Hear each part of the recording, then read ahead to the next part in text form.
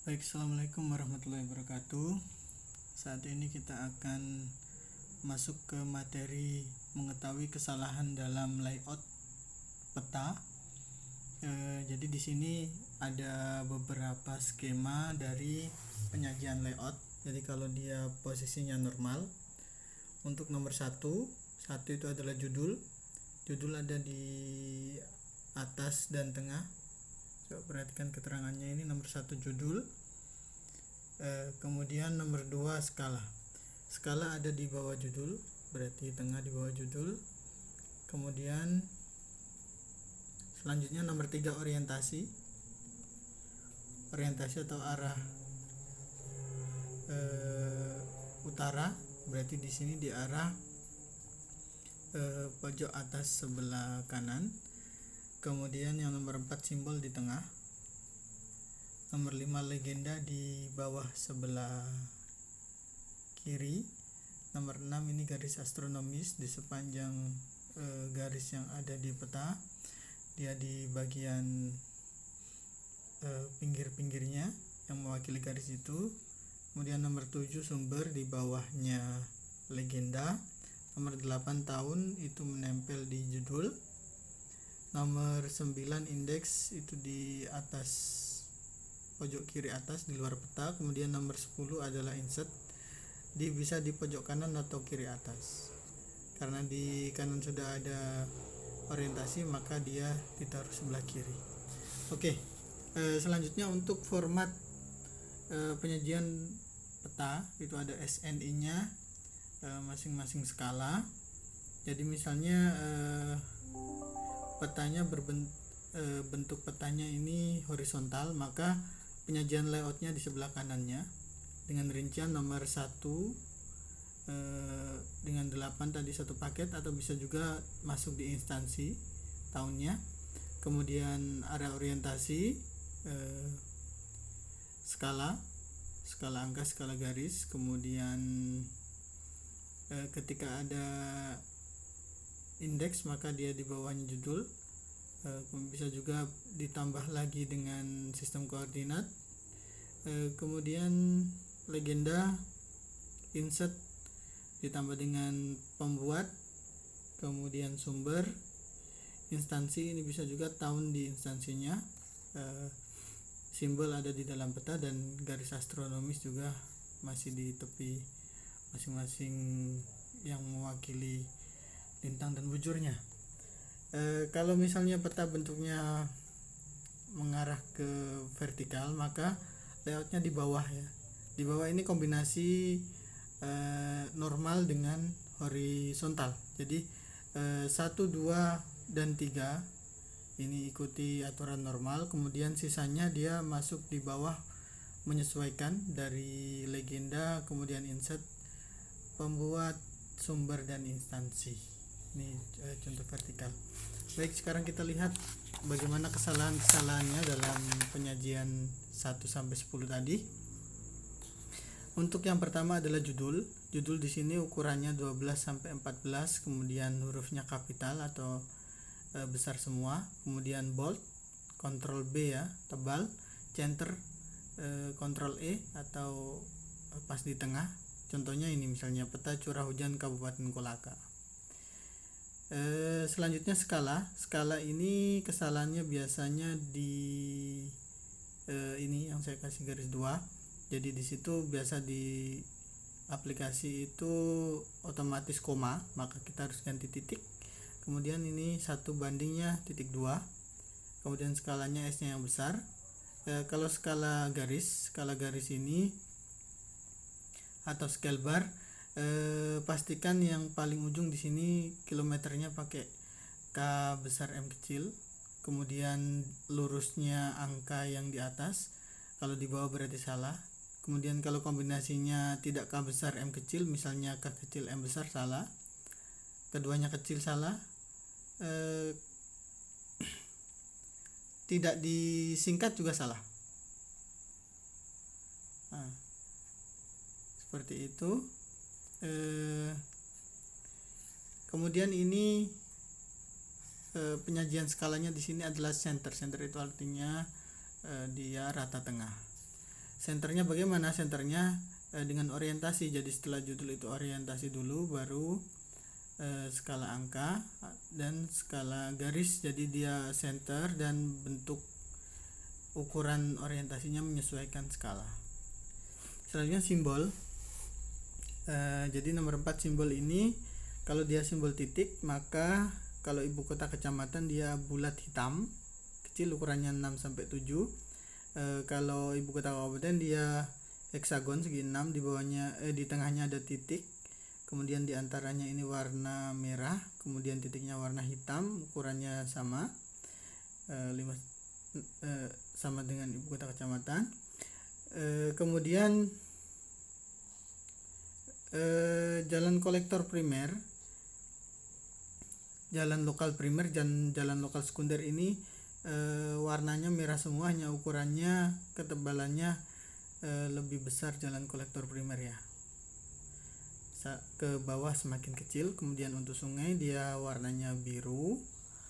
Untuk poligon dia menyesuaikan, kalau misalnya pemukiman berarti warna merah, persawahan berarti warna biru dengan garis-garis, kalau hutan berarti warnanya hijau.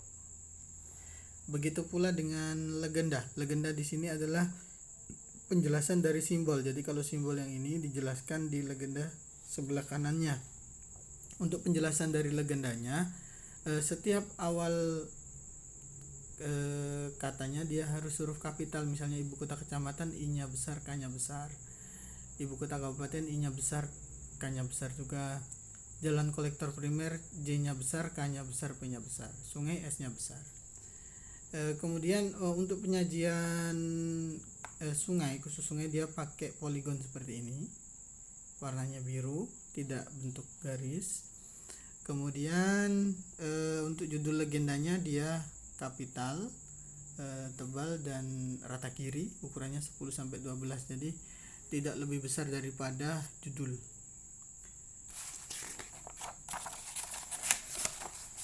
Berikutnya adalah garis astronomis. Jadi ketika dia garis astronomisnya berbentuk UTM, maka setiap pojok-pojok dari garis itu diberikan satuannya. UTM di sini adalah Universal Transform Mercator. Dia pakai satuan meter. Jadi ada meter timur, ada meter utara. Kalau satunya DMS itu degrees minute second, berarti dia pakai derajat, menit dan detik. Dia ada bujur timur dan lintang selatan kalau di Indonesia ya. Berarti ada bujur barat, lintang utara, berarti selanjutnya yang di tengah ini tidak perlu diberikan satuan. Jadi MU nya ini cukup di pojok saja, MT nya juga, yang di tengah cukup angkanya saja. Kalau di MS berarti semuanya harus diberikan satuan, baik yang di pojok ataupun di tengah. Jadi setiap ada garis astronomis maka dia diberikan satuan semua. Jadi kalau bujur timur ya bujur timur semua, lintang selatan semua. Kemudian penyajiannya, penyajian keterangan astronomisnya, dia harusnya di tengah-tengah atau center daripada garisnya. Ini kalau aturan umumnya. Tetapi kalau misalnya dia disajikan dua, tidak memungkinkan untuk dua-duanya di tengah seperti ini, karena akan bertabrakan, berarti salah. Yang betul adalah dia yang penting mewakili dari garis di atasnya, berarti diambil masing-masing batas dari pertemuannya ke arah kanan dan ke kiri. Ini yang benar. Kalau posisinya di pojok seperti ini ada juga aturan. Jadi ketika dia di sini maka tidak mungkin dia akan center seperti ini, akan menabrak yang atasnya, sehingga batas mengikuti, kalau di sini berarti mengikuti garis yang ini, tidak menabrak garis yang di sebelah kanannya yang ke bawah. Jadi dari sini garis ditarik ke arah sana. Begitu pula yang di pojok sini, ketika koordinat ini berarti dia dari garis atas ini, start dari sini ke arah sana. Itu untuk aturan koordinat. Berikutnya aturan penulisan sumber peta. Di sini urutannya adalah peta atau datanya apa, kemudian ditambah instansi atau aplikasi yang diambilnya apa, dan tahunnya. Jadi contohnya, misalnya peta curah hujan, berarti setiap awal hurufnya kapital semua. Kemudian Bapeda itu instansinya, Bapeda Kabupaten Kolaka. Kemudian tahunnya 2019. Selanjutnya misalnya contoh data sensus penduduk, instansinya BPS tahun 2020. Kalau misalnya data citra atau masuk jenis yang ini peta, salah satunya inputnya bisa citra, SAS Planet ini aplikasinya. Nah, contoh aplikasi misalnya citra dari yang lain, misalnya dari Google Earth atau Google Map, sebutkan saja di sini. Setelah itu tahun pengambilannya. Itu urutan sumber. Setelah itu nomor 10 insert. Insert di sini ada judul insertnya, semuanya capital center. Kemudian ada peta insertnya dengan aturan dari garis astronomis. Kemudian di dalamnya ada peta yang lebih besar dari yang dipetakan. Kemudian yang dipetakan dengan yang lebih besar itu warnanya berbeda. Di samping itu diberi penegas lagi dalam bentuk call out.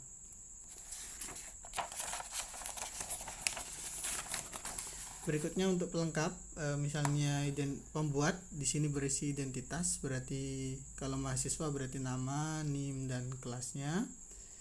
Sedangkan instansi ini bisa juga dua penyajian sesuai dengan space yang ada di layoutnya. Kalau misalnya dia tersedia ke atas atau vertikal, maka logonya di atas baru keterangan instansinya di bawah. Tapi kalau dia horizontal berarti logonya di samping kiri, keterangan instansi di samping kanan. Urutannya kalau instansi misalnya universitas, berarti dia universitas dulu, baru turun ke fakultas, turun lagi ke prodi, di bawah bisa ditambahkan tahun atau bulan dan tahun. Demikian untuk koreksi dari penyajian peta pada materi kartografi. Saya akhiri, wassalamualaikum warahmatullahi wabarakatuh.